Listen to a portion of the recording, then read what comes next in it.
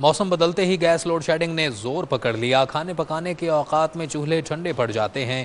بھوانا میں load shedding کا دورانیہ 12 گھنٹوں سے تجاوز کر گیا۔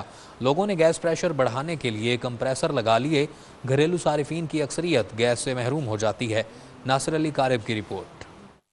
بھوانا میں موسم بدلتے ہی سوئی گیس کی لوڈ شیڈنگ کا سلسلہ جاری ہے۔ کھانے پکانے کے اوقات میں سوئی گیس کا نہ ہونا معمول بن گیا ہے۔ شہریوں کے چولہے ٹھنڈے پڑنے لگے ہیں۔ گھریلو صارفین اکثریت گیس سے محروم ہیں۔ پریشر کم اور گیس نہ ہونے کی وجہ سے سکول جانے والے بچے اور شہری بھوکے جانے لگے ہیں۔ روٹی دا ٹائم ہوندا سوئی گیس نہیں ہوندا، چاہ تو بھوکے رہ جاندے ہیں، سالن رہ جاندا ہے، روٹی رہ جاندی ہے۔ سوئی گیس نو کی کرنا سن لہذا کہ سوئی گیس ہو سانو روٹی دے ٹائم نو سن ملیا جاوے۔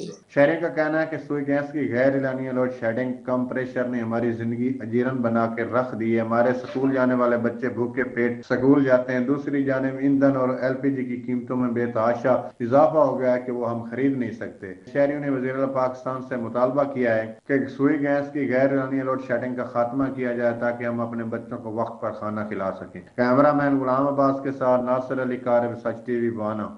ننھے مزدور